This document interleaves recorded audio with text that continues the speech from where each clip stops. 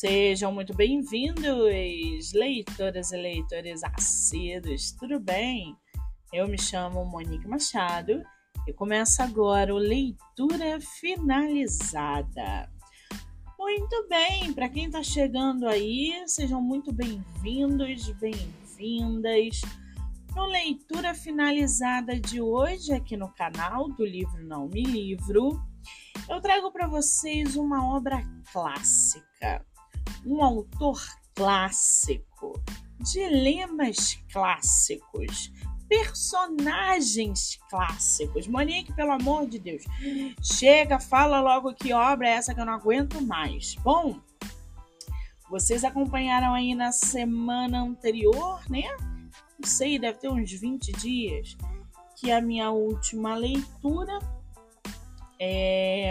foi bem proveitosa e eu já estava anunciando que eu ia trazer um clássico para vocês. Dessa vez, O Cortiço, de Aloísio Azevedo. Ah, Monique, você não tinha alguma coisa mais atual? Não, gente, literatura clássica.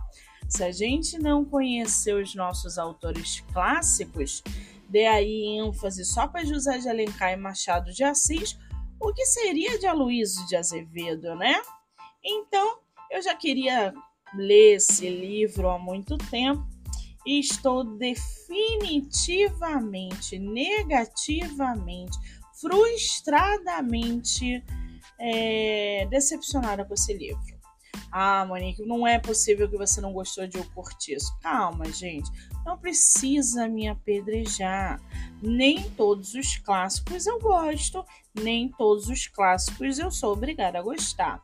Mas como recentemente não, né? Meio do ano, eu falei que Guerra e Paz eu também não gostei, foi cancelada na rede social, eu fiquei até com medo de receber uma bomba, porque eu fui ameaçada, juro pra vocês, que eu falei que a Guerra e Paz, né, do escritor clássico russo, não é o Dostoiévski, é de Gente Pobre, que é maravilhoso, Tolstói. E aí eu falei, não, tô sendo ameaçada, e tive que tirar, né, mas eu vou voltar com esse episódio de Guerra e Paz aqui.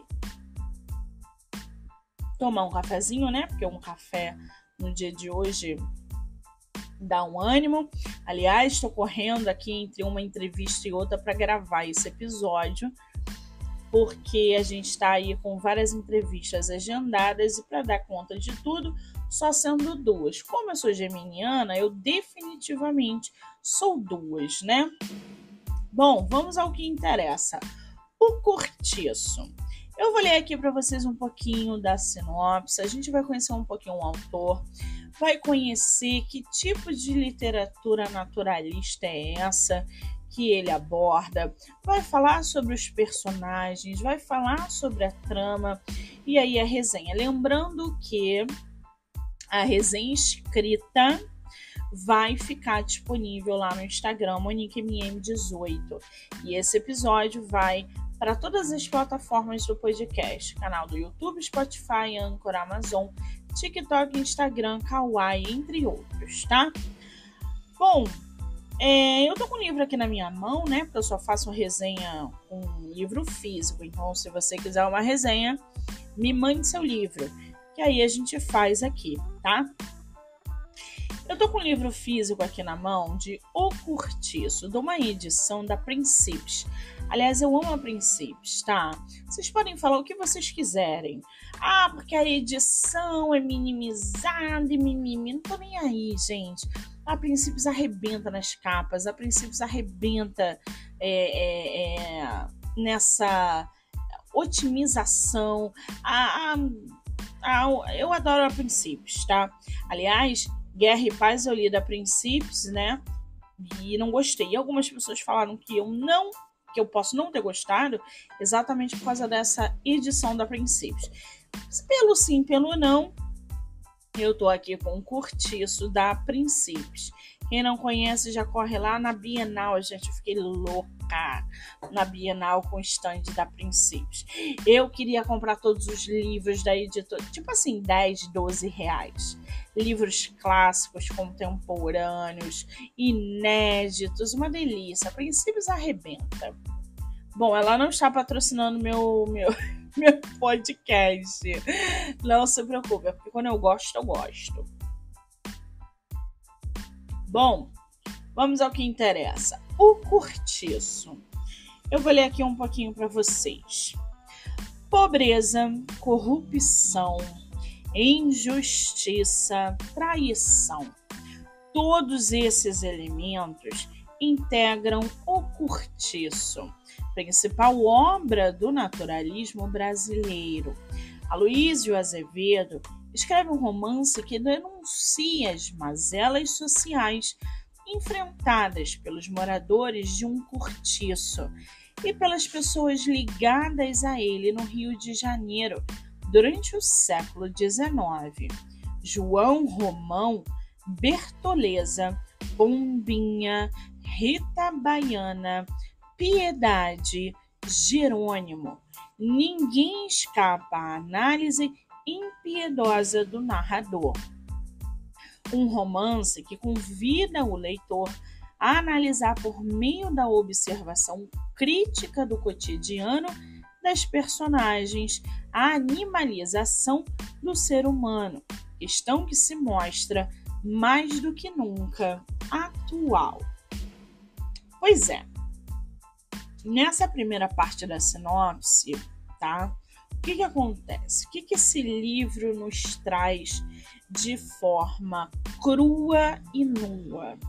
É exatamente esse retrato da sociedade carioca de um século que acaba mergulhando o leitor num ambiente extremamente degradado e caótico. Isso no decorrer da leitura me incomodou muito, porque a mulher, inclusive a gente vai falar sobre uma personagem que é a escrava, que a obra fecha de maneira impecável, e eu vou ler esse trecho para vocês. Mas essa imersão nesse cenário caótico do século XIX que o autor aborda é incomodativo. A mulher ela só sobrevive se ela se prostituir. A pobreza, a miséria, o que as pessoas precisam se submeter para sobreviver, toda a ambição de um homem, né, que é o outro personagem que a gente vai falar já sobre ele, que me causou um nojo do início ao fim, tá? Tomar um cafezinho aqui. Lembrando que esse filme, gente, vou até abrir um parênteses aqui. Esse livro tem um filme que é feito pela Beth Faria. Ela devia ter uns 19 anos. O filme é uma porcaria. O filme é uma merda, né? O filme é tosco, mas vale a pena ler, vale a pena ver, porque aí depois que você lê a obra, ou antes de você ler a obra, você vai fazer umas comparações ali que são bem relevantes. Então, quem não viu, é um filme que você vai querer desligar no meio, mas não desliga não, porque vale a pena só por causa das comparações, tá? E aí, quando se fala em obra do naturalismo, Monique, o que é obra do naturalismo? O que isso quer dizer? O que o autor, né, traz nessa dinâmica da obra naturalista? Eu vou ler aqui para vocês, que inclusive tem um trecho, né, do livro que eles colocam no final, justamente sobre o naturalismo. É porque se eu for exemplificar para vocês, vou falar aqui sobre o autor e a gente fala sobre o naturalismo. Aloísio Tancredo Gonçalves de Azevedo nasceu em São Luís em 1857 e morreu em Buenos Aires em 1913. Desde cedo ele conviveu com o preconceito, pois a união de seus pais era vista como um grande escândalo na sociedade da época, pois a mãe de Aloísio, Dona Emília Amália, já havia sido casada e separou-se do primeiro marido, vivendo sem a aprovação da igreja com o vice-cônsul de Portugal, Davi Gonçalves de Azevedo. Com um grande talento para o desenho, o jovem Aloísio foi para o Rio de Janeiro para estudar belas artes e passou a colaborar com alguns jornais e revistas do Rio como caricaturista. Após a morte do pai, ele voltou para o Maranhão e começou sua carreira literária com a publicação de Uma Lágrima de Mulher, em 1808. Suas obras transitam entre os romances exagerados e comerciais, que caíam rapidamente no gosto popular e por isso vendiam mais facilmente, e a literatura mais elaborada, na qual deixava sua marca de inconformismo com a estrutura social brasileira, suas regras e principalmente de autor forte, cujo naturalista. Isso fica muito explícito aqui em O Cortiço, tá? O Paulo Padeiro, estão escutando aí, né? Bom, o naturalismo, ele caracteriza-se por uma radicalização do realismo, negando ao máximo as características românticas e nutrindo-se da observação fiel da realidade, o que inclui retratar as mazelas sociais e os defeitos humanos, sejam quais forem. Por isso que a gente diz que O Cortiço é uma obra naturalista, onde ele evidencia toda essa corrupção, ambição, miséria, submissão, exploração, tá? Escravidão, entre outros. Bom, aqui na obra, gente, através das páginas, a gente vai revelando, né? A gente vai conhecendo um cortiço, que é o cenário da nossa obra. Esse cortiço, gente, abram a mente. Estamos no século XIX. A gente está falando de um cortiço, um lugar onde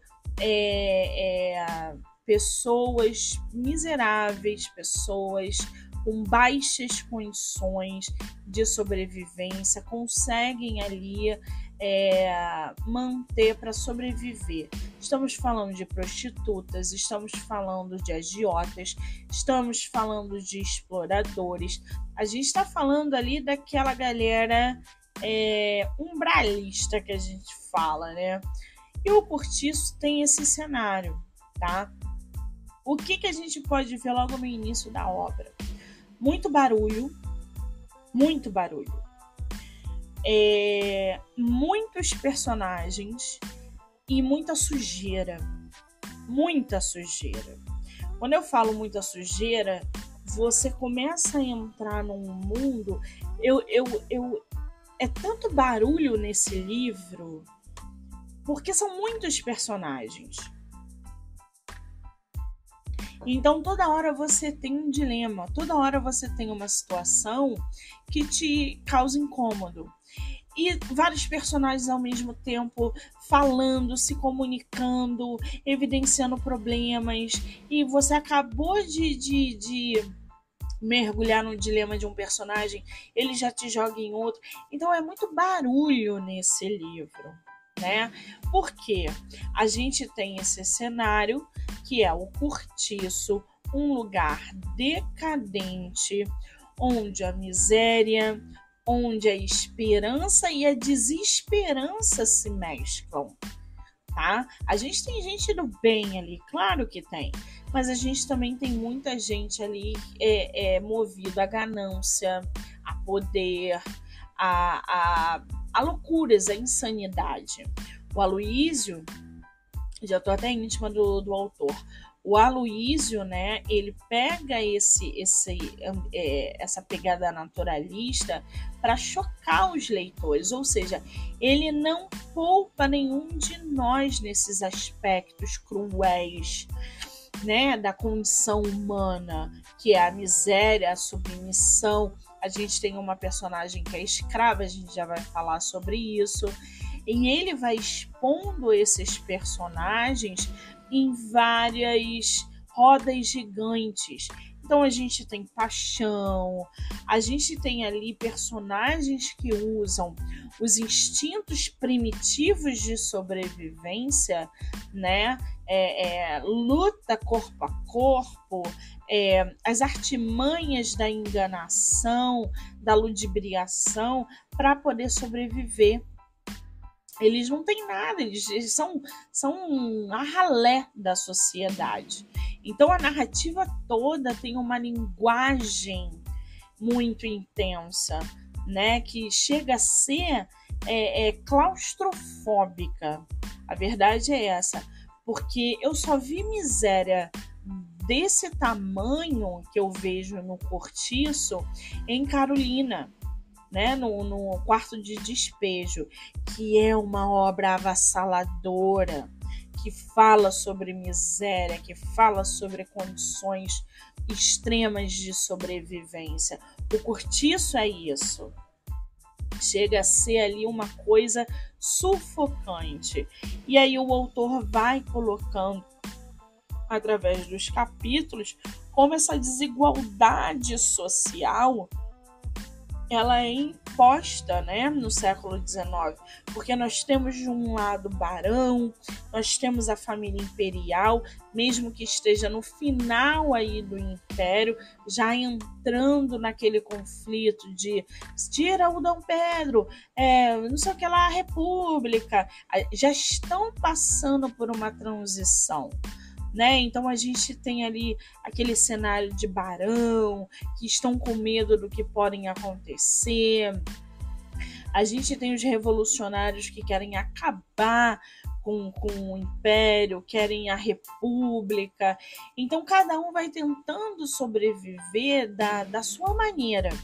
Tá? E essa linguagem que ele usa, às vezes causa um estranhamento no leitor. Tá? Por N questões, principalmente quando os próprios personagens interagem entre si. Tá? Algo muito forte dentro dessa leitura acontece, que é justamente essa segregação racial, né? Essa coisa do negro, essa coisa do escravo, a carta de alforria, vem a alforria ou não vem, então mesmo que vier, vai continuar sendo preto, vai continuar sendo escravo, vai continuar sendo minha propriedade, e aí entra a corrupção, a enganação de uma maneira mais forte. A gente tem o dono do cortiço, que é um personagem que vai causando um nojo absurdo nos leitores, o João Romão, né? Ele causa... Eu terminei a leitura desejando que ele morresse do início ao fim. Tamanha era a ambição e a exploração desse homem. Então, o livro tem uma mistura de sentimentos, causa uma mistura de sentimentos nos leitores, que é muito intrigante, porque do mesmo jeito que eu me do mesmo jeito que eu tinha empatia, com alguns personagens, mesmo que eles não fossem de caráter sóbrio, eu me sentia revoltada com João Romão, desejando que ele morresse. Só que se ele morresse, a história ia acabar. Então, o leitor ele vai mergulhando nesse desespero, né? E ao mesmo tempo vai se desencantando. Eu acho que a palavra é essa. Eu criei uma expectativa em cima do Cortiço muito grande e no decorrer da leitura eu fui desencantando por causa dessas mazelas evidenciadas de maneira tão crua. Não é que eu não tenha gostado, eu apenas desencantei, eu esperava outra coisa. Então a gente tem um romance que aonde, por exemplo, a esperança ela é muito escassa. Você torce para que as coisas mudem, para que uma condição melhor aconteça, mas a única coisa que fica com você é o que os personagens têm, a famosa esperança. E isso acaba se deteriorando até o final da leitura. Esse panorama social do livro vai se desdobrando aí na narrativa, também fica muito evidente.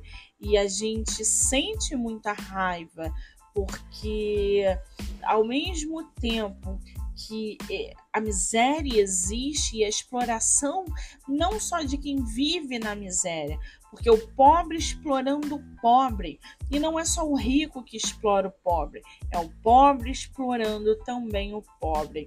Então a gente tem esse confronto, né, essas sombras que vão permeando aí a leitura dentro da condição humana. Ou seja, o livro, ele é um abismo do preconceito, ele é um abismo social, ele é um abismo de paixão. A gente vê adultério, a gente vê vingança, a gente vê luxúria, a gente vê miséria, a gente vê dor, a gente vê estupro, a gente vê de tudo nessa obra. Né? É um livro diversificado por causa dos personagens, porque são esses personagens, essa gama de personagens que o Aloysio nos apresenta, que traz, né, essa complexidade da época, de como essa sociedade, como esse século XIX engolia toda essas pessoas, né? essa classe social. Então a gente tem aí alguns personagens. O João Romão, que é o que me causou mais incômodo, né? Ele que é o dono do Cortiço, ele é um comerciante português, gente. Então, ele é extremamente ambicioso. Parada pro cafezinho. Ele é extremamente ambicioso, aquele comerciante português sujo, nojento, explorador, e ele tem ali uma grande ambição de ascender socialmente. Ele quer fazer parte ali do barão, ele quer fazer parte, ele quer ser o bambambam, e ele não se dá conta que ele é só o dono do cortiço. Sabe aquele pobre que não pode ter asas? É o João Romão. Então ele sonha nessa ascensão social, ele quer andar com gente de elite, mas ele é aquele pobre ferraro, dono do cortiço, e que explora pessoas miseráveis, né? Ele é aquele comerciante português que a gente, quando imagina, ferrado. Ele engana os leitores, né? Porque ele tem uma pegada humilde no início, e aí no decorrer da história ele vai se mostrando realmente quem ele é. A gente tem aí a Bertoleza. A Bertoleza é a chave mestra desse livro. Ela é a tal escrava. Ela é uma mulher já de idade, onde ela foi a vida inteira escrava, e ela é submissa ao João Romão, tá? E essa relação que ela tem com o João representa exatamente a exploração e a opressão que mulheres sofridas viviam naquela época, que mulheres escravizadas sofriam naquela sociedade. Então o João, ele explorava a Bertoleza, ele enganava, dizia que ia dar a carta de alforria, que a alforria dela tinha saído, e ele até simula ali que ele foi o responsável por ela ser agora livre, né? E ela tem uma dívida de retribuição com ele vitalícia. Então você vê que ela é extremamente submissa ao João Romão.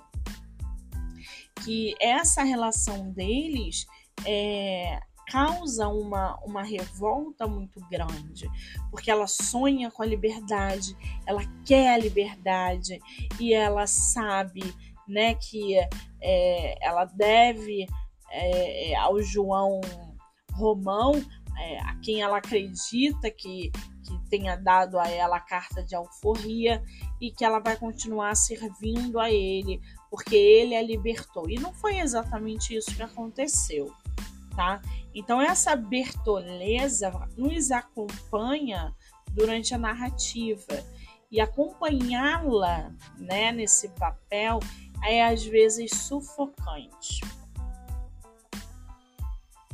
A gente tem aí a Rita Baiana. Essa Rita Baiana, no filme, ela é representada justamente pela Beth Faria. Beth Faria, né, devia ter uns 19, 20 anos ali. Então essa Rita Baiana é que dá um movimento nessa história, porque ela é atraente, ela é bonita, ela é dançante, ela é desejada porque ela é muito bonita. Então todos os homens querem ter a Rita Baiana, e ela é desapegada. Ela é uma das moradoras do cortiço e ela não quer nada com ninguém, e ela só quer aproveitar a vida. Ela dança aqui, dança ali, ela se envolve com um aqui, com o outro ali. Então a Rita Baiana, ela é uma representação dessa paixão que o Aloysio coloca na história. E essas paixões acontecem justamente nessa diversidade dos ambientes que ele cria. Pô, se a miséria existe, vamos botar uma paixão na miséria. Vamos botar uma pessoa que vê o outro lado, o lado bonito da miséria, se é que tem. E aí a Rita Baiana entra para dar esse ar no cenário, esse ar na história. Ela não é uma das principais, mas ela tem um papel muito relevante ao longo da narrativa, né? A gente tem aí o Jerônimo, né? O Jerônimo, que é um trabalhador que procura abrigo no cortiço. Ele é um homem extremamente esforçado e aparentemente ele busca ali uma vida digna com a esposa, a Piedade, que a gente vai falar já já. Mas o Jerônimo, ele acaba sucumbindo aí a algumas tentações, porque esse meio social em que ele vive, ele entra em contato com outras coisas, porque ele também é português. Se eu não me engano, ele também é português. E uma dessas tentações é justamente a Rita Baiana, por quem ele se envolve, né? Então, eles vão ali fazendo essa dança ao longo da narrativa, com a Rita Baiana super pra cima, e o Jerônimo, que aparentemente só queria uma vida quieta, digna, e que vai gradativamente sucumbindo às tentações da sua adúltera, não, né? A sua amante aí, causando adultério. E ele vê que nesse meio social que ele vive, nessa classe econômica em que ele vive, dificilmente ele prosperaria. A gente tem a Piedade, né, que é a esposa do Jerônimo, e que uma mulher que tem um temperamento totalmente diferenciado.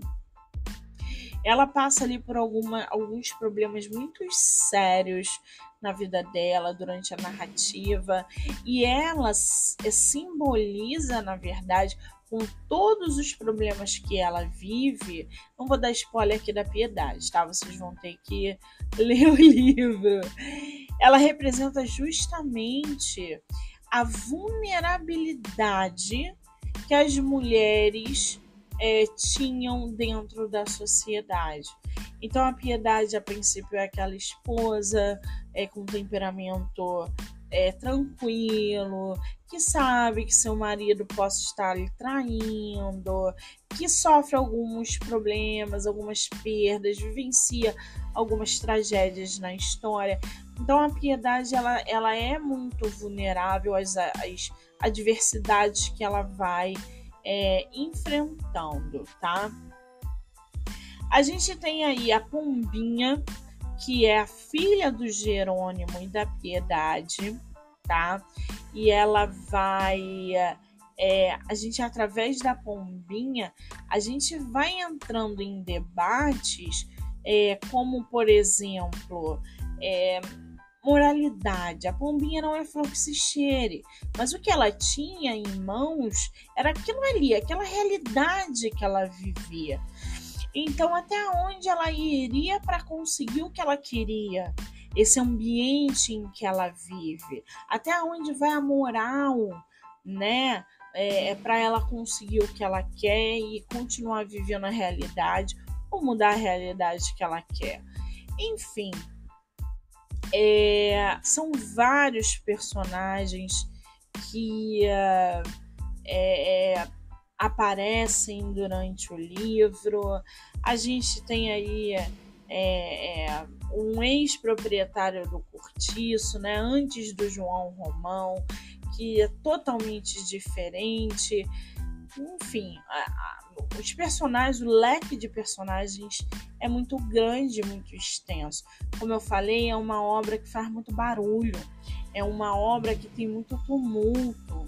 Então, o Cortiço, ele explora, né, essas lutas de classes, essas relações sociais, entre outras coisas. A gente realmente encontra, enfim, é uma leitura que chegou a ser desgastante em determinado momento, tá? Muito desgastante. Por isso que eu gostei muito. Muito sujo, tudo muito sujo. Chegou uma hora que eu falei assim, gente, chega, cala a boca todo mundo, falando pros personagens.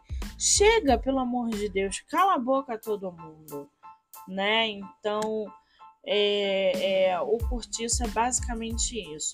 Eu vou ler aqui o final para vocês, que é justamente sobre essa questão da escravidão, que fala assim: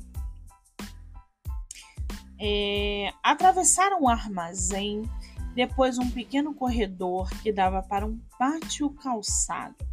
Chegaram finalmente à cozinha. Bertoleza, que havia já feito subir o jantar dos caixeiros, estava de cócoras no chão, escamando peixe para a ceia do seu homem, quando viu parar defronte dela aquele grupo sinistro.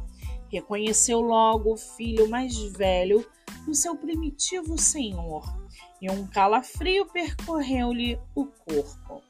Num relance de grande perigo, compreendeu a situação.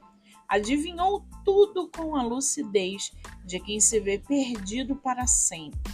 Adivinhou que tinha sido enganada, que a sua carta de alforria era uma mentira e que o seu amante não tendo coragem para matá-la, restituía ao cativeiro. Seu primeiro impulso foi de fugir, mas, porém, circunvagou os olhos em torno de si, procurando escápula. O Senhor adiantou-se dela e segurou-lhe o ombro. É esta? Disse ao soldado, que com um gesto intimou a desgraçada a segui-lo. Prendam-na, é escrava minha. A negra, imóvel, cercada de escamas e tripas de peixe, com uma das mãos espalmadas no chão e com a outra segurando a faca de cozinha, olhou aterrada para eles, sem pestanejar. Os policiais, vendo que ela se não despachava, desembainharam os sabres. Bertoleza, então, erguendo-se com ímpeto de Andabrávia, recuou de um salto, e antes que alguém conseguisse alcançá-la, já de um só golpe certeiro e fundo, rasgara o ventre de lado a lado, e depois embarcou para a frente, rugindo e esfoceando moribunda numa lameira de sangue. João Romão fugira até o canto mais escuro do armazém, tapando o rosto com as mãos. Nesse momento, parava à porta da rua uma carruagem. Era uma comissão de abolicionistas que vinha de casaca trazer-lhe respeitosamente o diploma de sócio benemérito. Ele mandou que os conduzissem para a sala de visitas. Esse é o final do livro, tá? Então,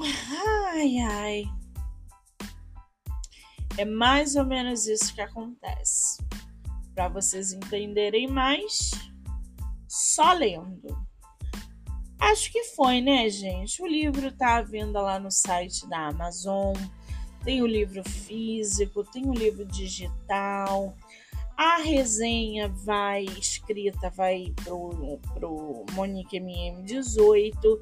E nas próximas semanas, não sei quando, porque o meu ritmo de leitura tá muito devagar, eu vou trazer para vocês outros, né? Inclusive de um autor português. Então eu vou trazer para vocês Ken Follett, vou trazer para vocês livro nacional, que eu tô gostando muito, biografias, e tem muita coisa até o final do ano, até o ano acabar, tá bom? Esse foi a leitura finalizada de O Cortiço, de Aloísio Azevedo. Se vocês já leram, se vocês gostaram, deixa aí no comentário. Lembrando que a capa dessa edição da Princípios e a contracapa também, né? Ficou bem legal. Eu gostei. Tá bom? Vamos ver qual será o próximo leitura finalizada. Sendo assim, quero agradecer a todo mundo que ficou aqui com a gente, escutando, que vai deixar os comentários aí, o pessoal que vai ouvir depois. Dizer que agora eu vou voltar para as entrevistas lá no meu Instagram, MoniqueMM18, e que ao longo da semana teremos muitos profissionais da área da saúde mental e muitos escritores batendo papo com a gente, tá? Então não deixem de conferir e se inscrevam. Do livro Não Me Livro. Eu sou Monique Machado e até a próxima.